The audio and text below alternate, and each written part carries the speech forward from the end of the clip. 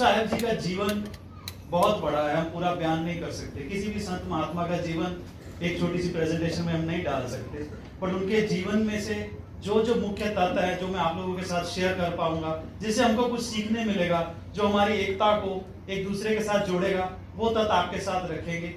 सबसे पहले सिखिज्म का स्टार्ट आपको बताते हैं। सब लोग जानते हैं हमारे पहले गुरु श्री गुरु नानक देव जी, जिनकी 9वीं गद्दी 9वीं जोत श्री गुरु तेग बहादुर साहब जी में विराजमान हुई। तो गुरु नानक देव जी ने सिखिज्म की स्टार्ट करी। वो एक हिंदू परिवार से थे। शुरुआत कहां से हुई? सबसे पहले जो एक तत्व बता रहा हूं कि उनको जनेऊ डालने आए तो गुरु नानक देव जी ने जनेऊ के बारे में गलत नहीं बोला। उन्होंने बोला मैं ऊपर से डालने की बजाय जनेऊ अंदर होना चाहिए, मन में मन साफ होगा तो सब उससे अलग उन्होंने रीत चालू की। फिर उनकी शिक्षा को फॉलो करते हुए 9वीं पातशाही गुरु तेग बहादुर साहब जी का जीवन हम देखते हैं। ये एक पेड़ मैंने लगाया है इधर फोटो में। इस पेड़ को हम ये दर्शाते हैं ये सिक्खी का पेड़ है। दुनिया में आप कोई भी पेड़ देखिए, पानी देते हैं, धूप देते हैं, बड़ा होता है, लेकिन सिक्खी का जो पेड़ है ये महान शहीदों के खून से सींचा हुआ है। हमारी सिक्खी, हमें शहादतों के बल पे हम उस पर गर्व करते हैं और हमें बहुत कुछ सीखने मिलता है। ये हमारे 10 गुरु साहिबान हैं। उसके बाद काफी सिखों ने, सिंगड़ियों ने शहादतें दी हैं। टोटल हमारे जो 10 गुरुओं का जीवन हम मानते हैं 239 साल का टोटल जीवन हुआ है।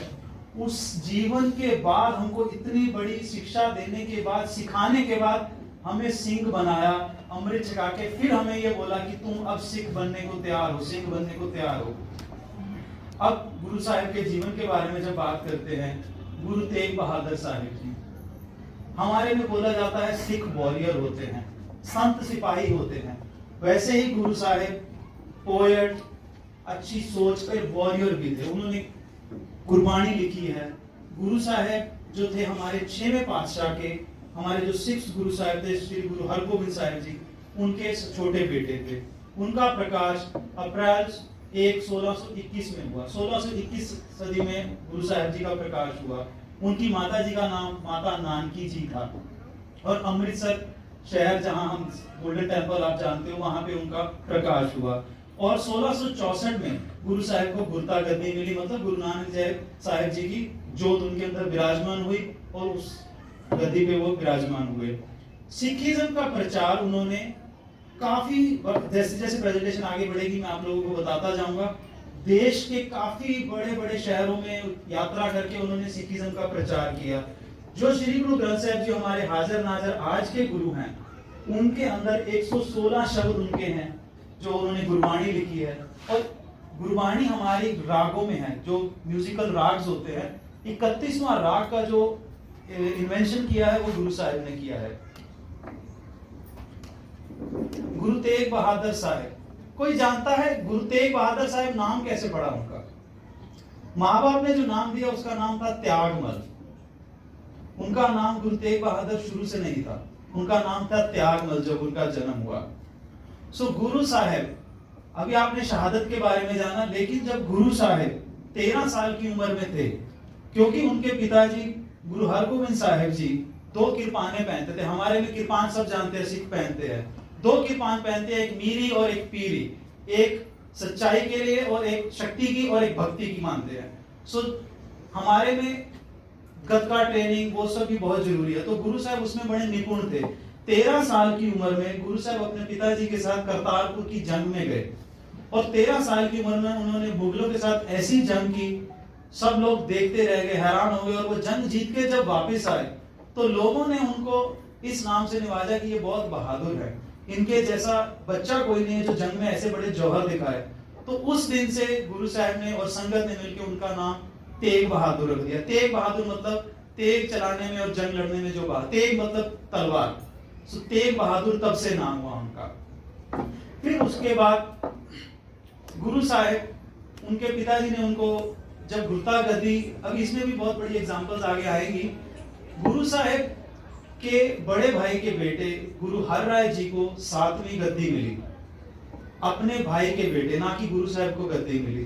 तो जब उनको गद्दी मिली तो उनके पिताजी श्री गुरु हरगोबिंद साहब जी ने उनको बोला, आप बकाले करके एक जगह है, उनके नाम के गुरु तेग बहादुर साहब जी के नाम के वहां पे होते थे, नौनिहाल बोलते हैं हम लोग शायद, नानी का घर। तो वो उनको बोला आप वहां जाके रहिए, तो वहां पे गुरु साहब जाके रहने लगे। उसमें सबसे बड़ा रिस्पेक्ट की बात जो हमें लर्निंग मिलती है उनके जीवन से, अपने बड़े भाई के बेटे जो उस टाइम गुरता गद्दी पे बैठे हैं, गुरु साहब जब नानके जाने लगे हैं, उन्होंने उनके पांव छुए, क्योंकि उसमें उनको बच्चा नहीं दिखा है, अपने से छोटा भतीजा नहीं दिख रहा है, उनमें गुरु देखते हुए उनके पांव छू के आज्ञा लेके वो आगे गए हैं। और बकाले शहर में गुरु साहब ने 26 साल तप किया है, वहां पे सिर्फ भगवान की आराधना करी, तप किया, और अपनी शस्त्र विद्या को कायम रखने के लिए कभी कभी शिकार भी जाते थे, वो वहां पे शिकार खेलने भी जाते थे। फिर उस वहां पे जो मैं लेसन्स की बात कर रहा हूँ, जब वहां भक्ति करते थे लोग, वहां घूमते थे, क्योंकि बहुत पंडित और उधर से पुजारी और वहां पे बहुत और भी दूसरे धर्मों के भी भक्त लोग थे, तो वो उनकी भक्ति से इतने प्रभावित होते थे, तो वो आते थे और देखते थे गुरु साहब वाहेगुरु वाहेगुरु नाम का जप कर रहे हैं। तो उन्होंने बोला वाहेगुरु का भाव क्या है, भाव जो सेवा करते हैं वाहेगुरु की, उसका मतलब क्या है। तो गुरु साहब ने उसमें बड़ा अच्छा लेसन दिया जो हम सबको अपने जीवन में लाना चाहिए, कि वाहेगुरु, हम वाहेगुरु बोलते हैं, आप भगवान बोलिए, कोई भी अच्छे जो आप सेवा करते हो उसमें अगर अहंकार है तो वो वाहेगुरु की सेवा नहीं है, भगवान की सेवा नहीं है। सो अहंकार रहित रह के जो भी आप करोगे वो वाहेगुरु के चरणों में जाता है, उसकी सेवा होती है। फिर उन्होंने बोला कुछ पंडित आए, वहां पे मसंदों का टाइम चलता था, जो और भी डेरे मठ चलते थे, वो मसंदों को गांव-गांव भेजते थे लोगों से राशन इकट्ठा करने के लिए, पैसा लाने के लिए, ताकि मठ के कार्यक्रम चलते रहे और उनका भोजन चलता रहे। बट गुरु साहब से जब उन्होंने पूछा आप किसी को क्यों नहीं भेजते हो, तो गुरु साहब का ईश्वर पे इतना विश्वास था, उन्होंने बोला कि जिसने मुझे भेजा है वो खाना भी देगा, जब कम पड़ जाएगा तो अपने आप कोई ना कोई रास्ता देगा, मेरे को किसी के घर जा जाके मांगने की या किसी को जाके भेज के मांगने की जरूरत नहीं है। फिर उसके बाद आते हैं जो अभी आपने वीडियो भी देखी और पहले भी वीडियो देख रहे थे लोग, गुरु लाहोरे। तो जब 8वें गुरु हमारे दिल्ली में लोगों का इलाज करते हुए, चेचक की बीमारी का बहुत फैल गया था दिल्ली में, तो उनका इलाज करते हुए उनका अकाल चलाना हो गया, इस दुनिया से चले गए। तो जाते हुए उन्होंने नाम नहीं दिया कि गुरु कौन है, उन्होंने बोला बाबा बकाले, कि बकाले में आपको उत्तराधिकारी इस गद्दी का बकाले शहर में मिलेगा। तो अब लोगों में दुविधा हो गई कि किसको गुरु माने, क्योंकि 26 साल से वहां तप कर रहे हैं, जान नहीं रहे लोग, और 8वें गुरु बोल रहे बाबा बकाले। तो इस चीज का फायदा उठा के जो वहां के महंत थे, जो ढोंगी बाबा थे, हम ये बोलेंगे 22 मसंद उधर बोल गए कि हम इस गद्दी के उत्तराधिकारी हैं। वो अपना डेरा जमा के भक्ति में बैठ गए। लोगों में दुविधा हो गई कि असली गुरु है कौन, हमें तो मालूम ही नहीं पड़ रहा है। तो भाई मक्खन शाह लुबाना, इनका जहाज, ये गुरु घर के प्रेमी थे, इनका जहाज पानी में फंस गया और ये बुरी तरह से उधर फंस गए, इनको निकलने का रास्ता नहीं मिल रहा था। तो इन्होंने हाथ जोड़कर जहाज में ही ऊपर आसमान की तरफ देखते हुए ईश्वर को साक्षी मान के ये बोला कि भगवान मेरा जहाज पार लगा दो, मैं जैसे ही पहुंचूंगा अपने असली गुरु के पास जाके 500 मोहरे भेंट करूंगा। तो ईश्वर ने अपनी शक्ति दिखाई।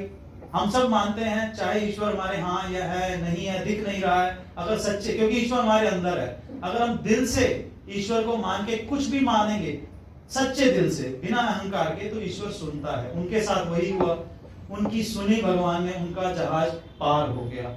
लेकिन जब वो गांव पहुंचे बकाले, अब उन्होंने देखा 22 मसंद बैठे हैं, 22 मसंदों में से किसको गुरु मानूं, किसको दूं मैं मोहरे 500। अब लोगों को पता चला कि कोई शाह आया है, वो मोहरे बांटने वाला है, सब लाइन लग गया उधर।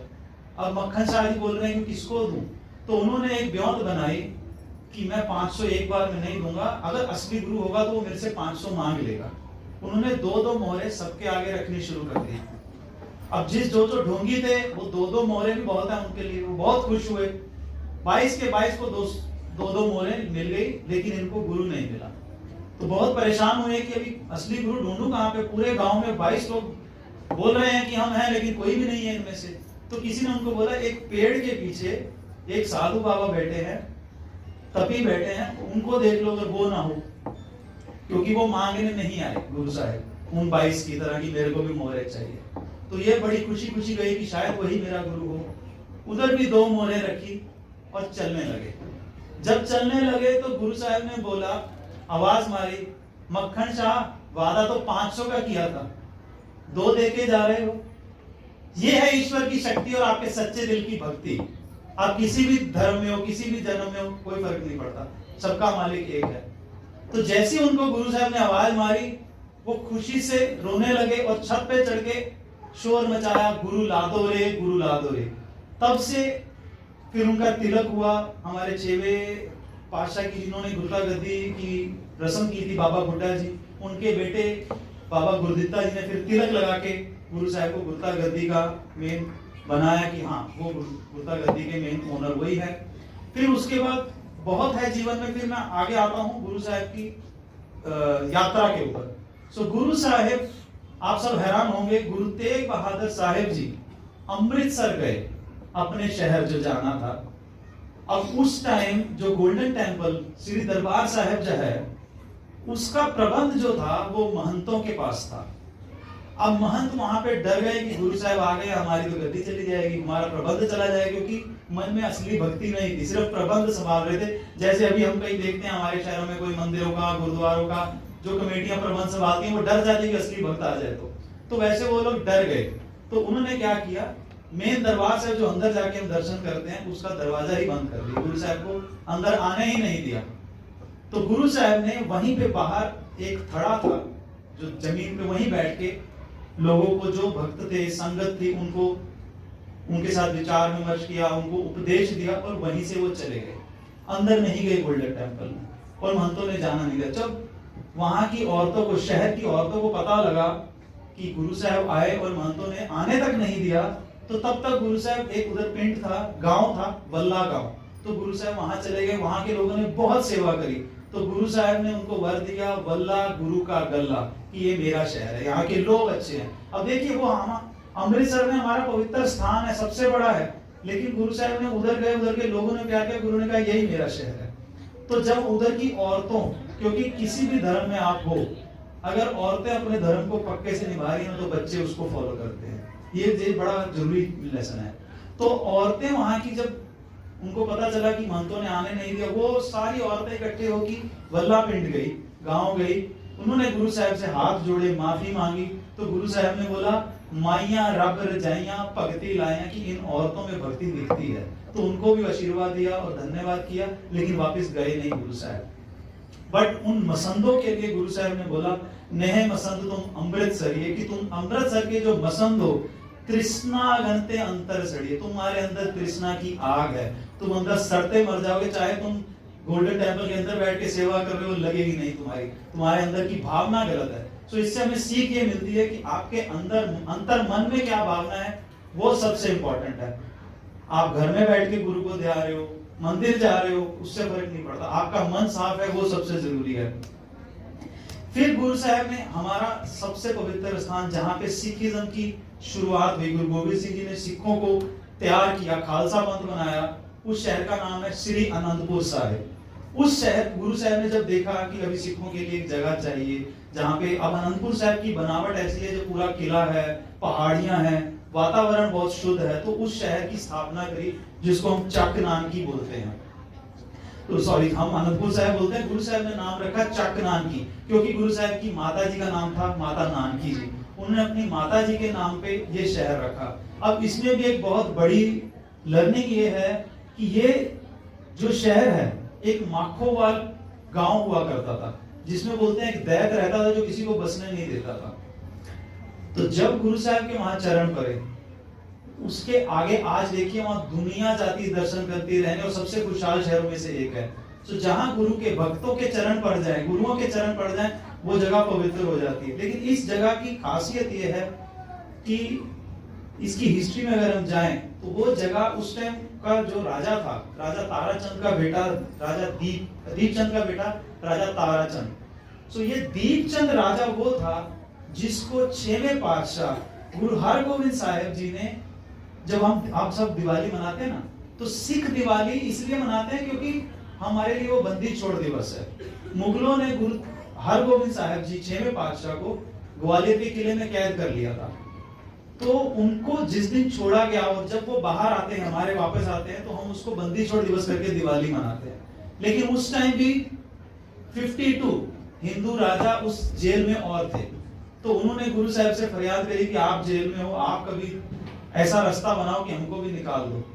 तो गुरु साहब को जब मुगल छोड़ने लगे, जो उधर उस टाइम का राजा था शाहजहां, तो उनसे वार्तालाप हुआ। तो गुरु साहब ने बोला मैं अकेला नहीं जाऊंगा, इन 52 हिंदू राजाओं को भी तुम्हें छोड़ना पड़ेगा।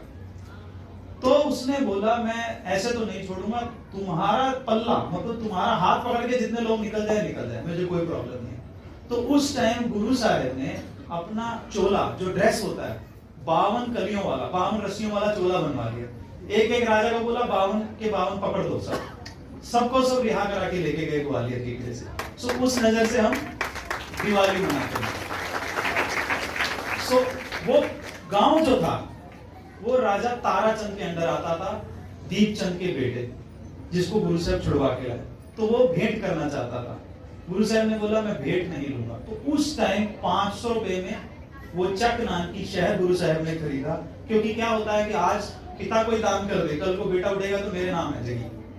तो वो कॉन्फ्लिक्ट दूर करने के लिए गुरु साहब ने वो जगह खरीदी 500 रुपए में। आज वहां पे श्री अनंतपुर साहब शहर बना है। तो इसका नाम अनंतपुर साहब कैसे बना वो मैं आपको आगे बताता हूँ। तो जब फिर अनंतपुर साहब बसाने के बाद गुरु साहब ने बोला अब दुनिया को उपदेश देने की बारी है। तो वो जब प्रस्थान करने लगे तो लोगों ने, उधर के लोगों ने पूछा कि आप प्रस्थान कर रहे हो, हमारे लिए उपदेश क्या है? तो उसमें आप सब पढ़ सकते हो उधर, पाप का त्याग करो और निर्भीक और दुख रहित व्यक्ति के साथ संगत करो। ये उनका उपदेश था। फिर उसके बाद मैं इन टूर्स में ज्यादा नहीं जाऊंगा। टूर्स ये जगह है भजनगढ़, नंदपुर, मकरपुर, उगलसराय, नौलख, अकड़पिन, ये सब होते हुए सिर्फ मैंने एक लिखा है 9 दिन पटियाला में एक गांव है तहलपुरा, वहां पे एक नवाब सैफ खान करके उसका घर था। अब वो मुस्लिम है। ये बड़ी परसेप्शन है कि सिखों का मुस्लिम से दुश्मनी है या मुगलों ने मारा, ऐसा हमारा किसी से दुश्मनी नहीं है, हम इंसानियत से प्यार करते हैं। तो नवाब सैफ खान करके एक मुस्लिम का घर था, उसके घर में गुरु साहब 9 दिन रुके हैं। उससे ऐसी दोस्ती हुई गुरु साहब की कि जब गुरु साहब के पास कोई भेंट आती किसी भी शहर में कहीं पे भी, गुरु साहब उसको भी भेज देते कि मेरे दोस्त को देख के आओ। इतना प्यार बन गया उसके साथ। फिर उसके साथ बाद पटियाला में एक गुरुद्वारा है दुख निवारण। एक औरत को कोई बीमारी थी, गुरु साहब से मिली, उस गुरु साहब ने उसका पार उतारा किया, उसका दुख दूर हो गया। तो आज वो गुरुद्वारा माना जाता है कि दुख निवारण, किसी को कोई दुख है वहां पे जाइए अरदास कीजिए तो दुख दूर होते हैं। फिर वहां से होते हुए निरंजन खेड़ा, समाना बॉर्डर, भवानीगढ़, गरचाओ, मंगवाल, खांजले विलेज, वहां पे भी लोगों के दुख दूर किए। फिर उसके बाद मालवा, मूलोवाल, ये सारी जगहें आप देख रहे हैं। तो ये होते हुए जब गुरु साहब धमतान करके जगह है, तो उस टाइम जो काजी थे और जो नकली पंडित थे, मसंद थे, उन्होंने औरंगजेब को भड़काना शुरू किया कि कोई एक साधु है, नकली साधु है, वो दुनिया में घूम रहा है, तुम्हारी गद्दी हासिल करना चाहता है लोगों को प्यार कर करके। तो औरंगजेब ने धमतान जगह पे गुरु साहब को संदेश भेजा कि मैं आपसे मिलना चाहता हूँ, अगर आप सच में गुरु है तो मुझे कुछ करामात करके दिखाइए। तो इसके बारे में आगे बात करेंगे जब मीटिंग हुई गुरु साहब की। धमतान में औरंगजेब ने संदेशा भेजा। ये संदेशा था गुरु को मिलने के लिए, ना उनको कैद, और ये था 1665 में। तो फिर उसके होते हुए बारना विलेज में गए। बारना गांव एक जगह है जहां गुरु साहब एक व्यक्ति के घर में रुके हैं रात को। वो रात को उसको देखा, उसकी बड़ी खेती थी, गुरु साहब रुके, वो रो रहा है। तो गुरु साहब ने बोला रो क्यों रहा है? तो बोला मैं कुछ भी कमाता हूँ करता हूँ सब खर्च हो जाता है, बचता कुछ नहीं है। उसकी किस चीज की खेती थी? तंबाकू की खेती। तो गुरु साहब ने बोला ये नशे की खेती बंद करो। तो ये हमें अपने जीवन में भी लाना है। तंबाकू को सब जानते हैं कैसे कैंसर होता है, कितना कुछ। तो गुरु साहब ने बोला ये तंबाकू की खेती बंद कर, तेरा सब जीवन सफल हो जाएगा। तो उस दिन से उन्होंने तंबाकू की खेती बंद करी। और हम सिखों को भी हुक्म है किसी भी तरह का कोई नशा नहीं करना। वो हमारे 10वें पातशाह ने जब हमें सिख बनाया, ये पगड़ी दी, ये तलवार दी, तब उनको बताया गया कि 4 भजन बुलाते हैं, वो अलग टॉपिक है, लेकिन नशे से दूर रखा है हम लोगों को। फिर उसके बाद दिल्ली में औरंगजेब के साथ मीटिंग होती है। तो औरंगजेब के साथ जब मीटिंग होती है तो गुरु साहब 30,000 उनके साथ लोग घुड़सवार सब जाते हैं, औरंगजेब के बराबर बैठ के मीटिंग होती है। वो बोलता है अगर आप जपी तपी हो, संत हो, तो मुझे करामात दिखाओ। गुरु साहब ने बोला करामात की ताकत सिर्फ ईश्वर में है। तो वो बोला मैं बोलता हूं, मेरा ईश्वर बोल रहा है कि इस दुनिया में 2 धर्म है, मैं एक बनाऊंगा, सब हिंदुओं को मैं मुस्लिम बनाऊंगा। तो उस टाइम गुरु साहब की जो पूरी वार्तालाप का अर्थ निकलता है वो मैं आपके सामने रख रहा हूं। गुरु साहब ने बोला कि अगर तेरा ईश्वर बोलता है कि एक बना, तो हिंदू के घर में बच्चे भी पैदा होते हैं। तो तेरा ईश्वर नहीं बोल रहा है, ये तू बोल रहा है। तो इस चीज से उसको जवाब नहीं आया कि उसके हाथ में नहीं है। अगर हिंदुओं का धर्म गलत है तो तेरे हिंदुओं के घर में बच्चे पैदा ना होते, उनकी शादियां ना होती, उनका धर्म प्रफुल्लित ना होता। तो इसलिए हिंदू धर्म ईश्वर की रजा में है। तो तू, तेरे को कोई हक नहीं उसको कुछ गलत बोलने का। तो वहां उसने हार मानी, गुरु साहब के आगे बोला कि आप सच में संत हो, आप कोई राजा की गद्दी के लिए नहीं, किसी के लिए नहीं, आप सच में धर्म। तो उस मीटिंग के बाद 1665 में गुरु साहब वापस चले गए आगे अपनी यात्रा के लिए। फिर वहां से मथुरा हुए। आगरा में एक बड़ा इंपॉर्टेंट है, कई लोग आज बोलते हैं कि मैं संत बन जाऊंगा, साधु बन जाऊंगा, घर छोड़ दूंगा, भक्ति नहीं होती है। तो सिखों को उपदेश है। उस टाइम वो एक आदमी बड़ा परेशान था, सुबह 4 बजे उठ के लोटा लेके निकल रहा था। तो गुरु साहब ने बोला कहाँ जा रहा है? बोला मुझे घर में शांति नहीं मिल रही, मैं जा रहा हूँ। सो गुरु साहब ने उसको ये उपदेश दिया, अगर तुझे गृहस्थी जीवन भगवान ने दे दिया है, इससे बड़ी पूजा कुछ नहीं है। आपको गृहस्थी जीवन, आपकी वाइफ है, आपके बच्चे हैं, वो जिम्मेदारी संभालना बहुत जरूरी है। सो आपको गृहस्थी जीवन में रह के ही भगवान की प्राप्ति करनी है। तो वहां पे वो लेसन देते हुए कानपुर, फतेहपुर, मणिपुर, इलाहाबाद, मिर्जापुर, बनारस भी गए गुरु साहब, गया भी गए। फिर उसके बाद 1666 में पटना में एक पेड़ के नीचे वहां उन्होंने पहले विश्राम किया है। तो वहां पे आज स्थान है गुरु का बाग। पटना में ही गुरु साहब का, गुरु गोविंद सिंह जी का प्रकाश हुआ, जन्म हुआ। तो उसके बाद गुरु साहब ढाका तक गए। ढाका में एक बड़ी छोटी सी स्टोरी मैं शेयर करूंगा। हमारे में मूर्ति पूजन, फोटो, इन लोग को अहमियत नहीं है, बट बात फिर वही भावना की आती है। वहां पे एक भक्तनी थी, बुलाकी दास करके एक हिंदू हुआ है, वो गुरु साहब, उसकी माता जी गुरु साहब को बहुत दिल से मानती थी। तो उसका मन था कि गुरु साहब मेरे घर में आए। तो गुरु साहब उसके घर में गए, गुरु साहब उसके घर में गए, उसकी प्रार्थना सुनी। तो जब जाने लगे, उस लेडी ने बोला कि मुझे आपके दर्शन 24 घंटे करने हैं। मैं, आप जा रहे हो, मैं दर्शन कैसे करूंगी? मुझे आपकी तस्वीर बनानी है। तो गुरु साहब ने बोला दर्शन दिल से करो, किसी के भी करने बोली। लेकिन वो जिद करेगी, भक्त थी अभी, उसकी इच्छा भी नहीं खराब कर सकते। तो गुरु साहब ने बोला ठीक है, आप मेरे चित्र बना लो। अब वो चित्र बनाने वाला आदमी बुलाया, वो चित्र बना रहा है, सारा शरीर बन गया, चेहरा देखता है तो उसको कुछ दिख ही नहीं रहा है। 4-5 बार ट्राई करा, उसने चेहरा बन ही नहीं रहा उसको। तो गुरु साहब ने खुद अपना चित्र उसको बना के लेडी को दिया ढाका में। तो कहना यह है कि चाहे हम इस चीज में नहीं मानते, लेकिन अगर आपकी भावना है तो उसकी रिस्पेक्ट करना सिखों को सिखाया है। फिर उसके बाद आसाम, कोलकाता, मंगू मठ, जगन्नाथपुरी भी गए हैं गुरु साहब, वहां पे भी उपदेश दिया है। फिर उड़ीसा से पटना वापस आए हैं। पटना जब वापस आए हैं, उसके बाद फिर अनंतपुर साहब के लिए निकल गए हैं वापस। सो पटना से अनंतपुर साहब होते हुए जो रास्ता बनता है, बनारस, जौनपुर, अयोध्या, लखनऊ, ये सारे शहर होते हुए आप देख सकते हो उधर। सो बीच में रास्ते में फिर दिल्ली आते हुए 2 महीने 13 दिन, उस टाइम फिर से वो नवाब सैफ खान गुरु साहब के साथ था दिल्ली अनंतपुर साहब आने तक। फिर उसमें आते हुए अपने बड़े भाई, फैमिली को भी मिले। तो उन्होंने अपने जीवन से हमें सिखाया है कि फैमिली कितनी इंपॉर्टेंट है, भक्ति करो, भगवान करो, फैमिली इंपॉर्टेंट है। फिर उसके साथ अनंतपुर साहब गए, 5 साल गुरु साहब अनंतपुर साहब रहे हैं। उसके बाद उसमें सिर्फ जो हमको सीखने को 2-3 शख्सियतों के बारे में बताऊंगा। भाई घनैया जी, शायद बच्चे इंटरेस्ट नहीं दे रहे हैं।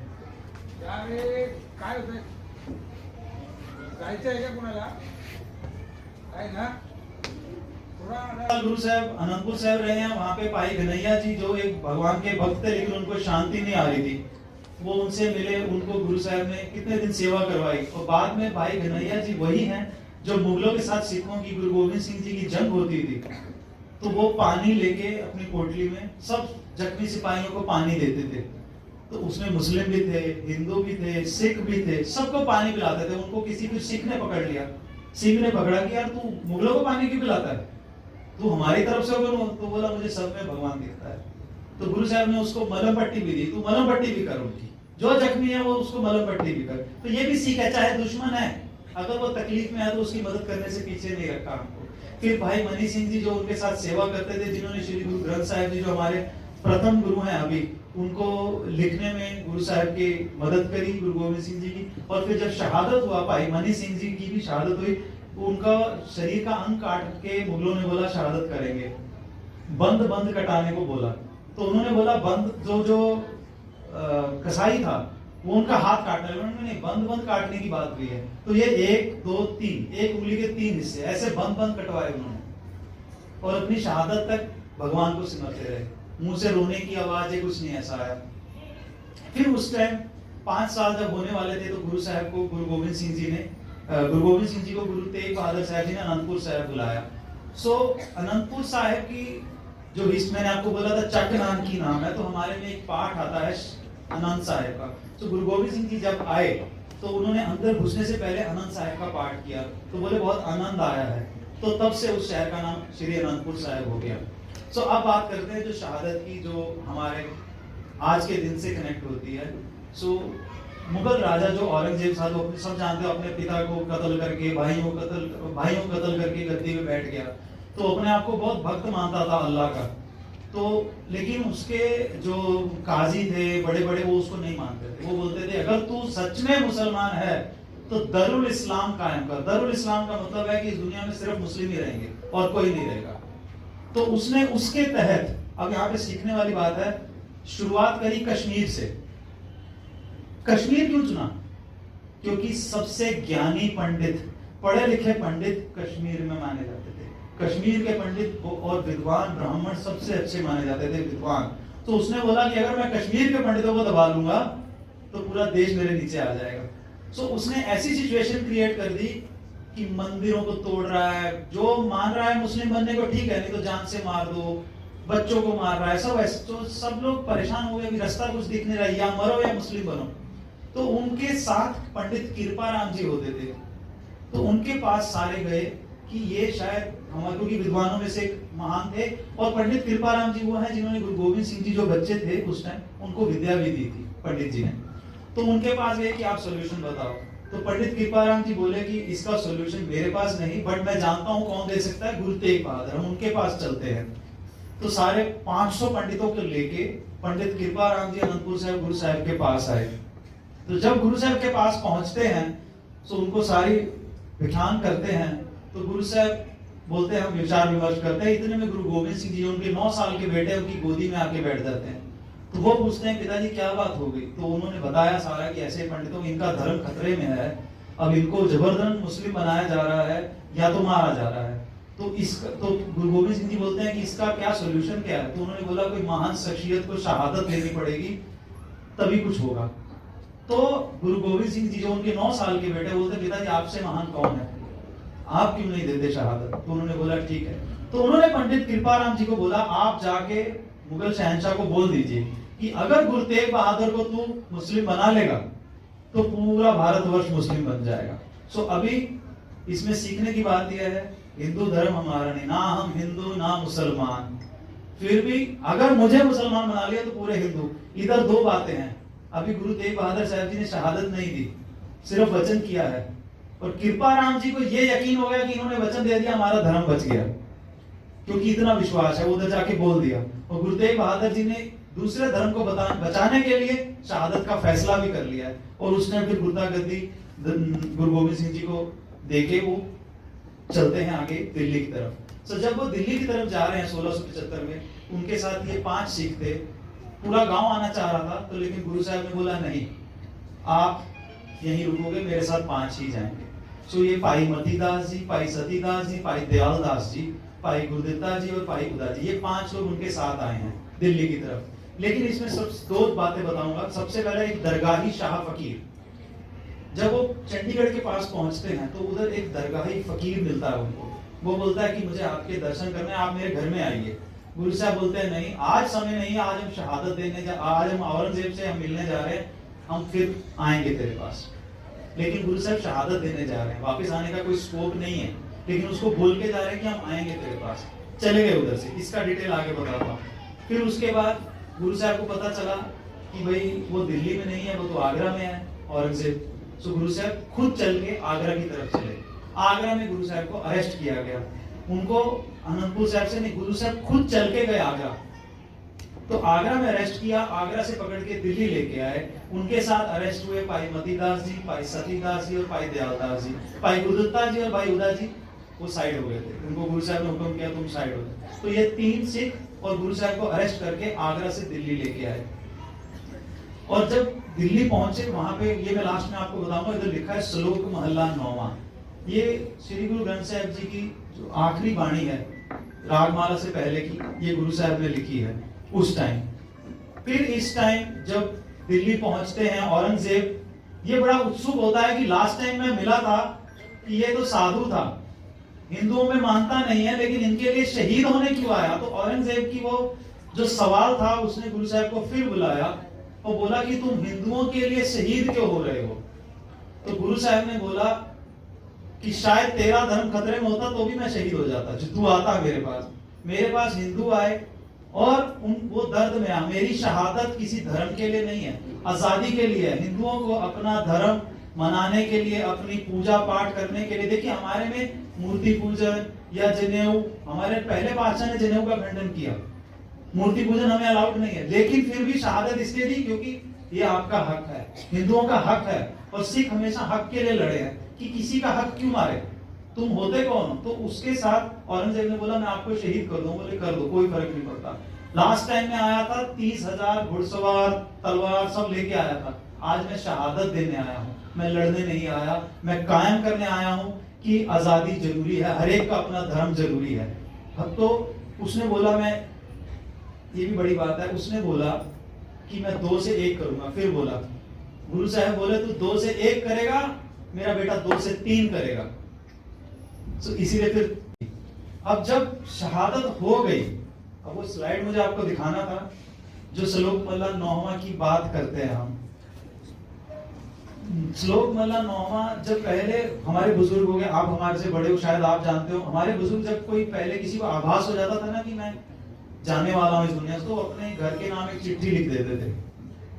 औरंगजेब को भी यह एहसास हुआ कि वो जा रहा है, तो जब वो मरा, उसकी मंजी के नीचे से, उसके बेड के नीचे से एक चिट्ठी मिली जिसमें वो रो रहा है, तड़प रहा है, क्योंकि उसने पाप किए हैं, अनगिनत हिंदुओं को मारा है, गुरुओं को मारा है। तो उसके नीचे चिट्ठी मिली कि मेरे को चैन नहीं है, डर डर के रो रो के मरा है। और यही गुरु तेग बहादुर साहब जी का, जो इसको हम पंधनामा बोलते हैं, उस टाइम पंधनामा बोलते थे, 9वें महले की वाणी है, बाल जवानी और बिरदफुन 3 अवस्था जान, कहो नानक हर भजन बिन बिरथा सब ही जान, बिरथा सब ही मान। तो गुरु उन्होंने क्या पंधनामा, एक आप जब पूरा पढ़ते हैं उसको, श्लोक महला 9वें की वाणी, उसमें आपको बताया गया है कि किसी से डरना नहीं है, पै का को दे देना है, न पै मानत आन, ना हम किसी से डरते हैं ना किसी को डराते हैं। ऐसे करके गुरु साहब ने फिर 5 तत्व को तन रचियो, मतलब 5 तत्व से शरीर बना है। जानो चतुर सुजान, तू इंसान खुद को बहुत चतुर समझ रहा है, तू समझ 5 तत्व का बना है। चहते उपजो नान का, जिस चीज से तू उपजाए उसी में मिल जाएगा, लीनता है मेहमान। सो ऐसे करके पंधनामा जो है हमको हमारे जीवन की सच्चाई बताता है कि हमें भगवान का नाम लेना है, सच्चाई के रास्ते पे चलना है, अगर किसी को जरूरत है उसके साथ खड़े होना है। ऐसा जीवन जांच उन्होंने, एक लास्ट चिट्ठी, जब पता है मैं सुबह शहीद होने वाला हूं, उससे पहले उन्होंने मेरे को ये लेसन हमको दिया है। और वहीं औरंगजेब है जो तड़प तड़प के मरा, रोता हुआ कुर्लाता हुआ गया है। ये सब जानते हैं कि शहादत हुई गुरु साहब की। तिलक जंजू राखा प्रभता का, कीनो बडो कलू मैं साका, साधन हेत इति जिन करी, शीश दिया पर सी ना उचरी। सो गुरु साहब ने जब ये शहादत दी, ये एक अपने आप में बड़ी एग्जांपल है। ना हम धर्म में मानते हैं, ना उनके रीति रिवाज फॉलो करते हैं, बट फिर भी हम रिस्पेक्ट करते हैं, उनका जरूरी है हमारे लिए और उनकी आजादी के लिए। सो इसके बाद इम्पैक्ट क्या हुआ? सो जब इम्पैक्ट की बात करते हैं तो सब जानते हैं शहीद हुए, लेकिन उसके बाद जो लोग थे दिल्ली के, पूरे देश के, उनके अंदर हाहाकार मच गई, शोर मच गया और इतना द्वेष पैदा हुआ लोगों के अंदर। जब द्वेष पैदा हुआ, उन्होंने औरंगजेब की फौज के नीचे से जमीन खिसका दी। वो समा था, उसके बाद औरंगजेब कभी दिल्ली में पैर नहीं रख पाया दोबारा। गुरु साहब की शहादत के बाद उसे दिल्ली छोड़नी पड़ी। इतना गुस्सा और इतनी ताकत लोगों ने दिखा दी एक संत की शहादत के बाद। और एक लास्ट स्लाइड है मेरी उसके बाद, जो कि अगर किसी को कुछ क्वेश्चन हो तो, जो इंसानियत की और भगवान की भक्ति की और सच्चाई की जो एग्जाम्पल सेट होती है, लाल किले बैठ के औरंगजेब ने हुक्म किया शहीद करने का, हिंदू धर्म खत्म करने का। 1783 में उसी लाल किले पे सिख गए बाबा बघेल सिंह जी के अंडर, वो कुर्सी खींच के बाहर फेंकी और वहां निशान से जला दिया। आज हमारे देश में उसी लाल किले पे हम हर साल फतेह दिवस मनाते हैं, और सब देश की जनता वहां पे जाके उस कारनामे को याद करती है कि जो भगवान से टक्कर ले रहा है, जो भक्तों से टक्कर ले रहा है, उसका क्या हाल होता है। उस दिन को हम फतेह दिवस के नाम पे दिल्ली में लाल किला पे एवरी ईयर मनाया जाता है हमारे देश में। अभी स्लाइड दिख नहीं रही है तो मैं एंड की तरफ आता हूँ। तो ये शहादत से आप सबको पूरी स्टोरी पता चल गई, शहादत में क्या क्या सिखों ने किया है, और हर धर्म का है, उसमें ऐसा नहीं है कि सिर्फ सिखों के लिए किया है। जैसे मैंने स्टार्टिंग में बोला कि सिख एक ऐसा धर्म है जो कभी राज के लिए, गद्दी के लिए, जमीन के लिए कभी नहीं लड़ा है, ना कभी लड़ेगा। हकों के लिए हम हमेशा लड़ते हैं। सो ये हमारा धर्म है जो गुरु साहब ने हमें सिखाया। जैसे साहब ने बोला था, हिंदू सिख भाई भाई, मुस्लिम क्रिश्चियन हम सब भाई, हम देश के हैं। और इस स्कूल में आके मैं आप सबका थैंक यू फिर से करता हूँ जिन्होंने ये मौका दिया हमको बोलने का, और थैंक यू।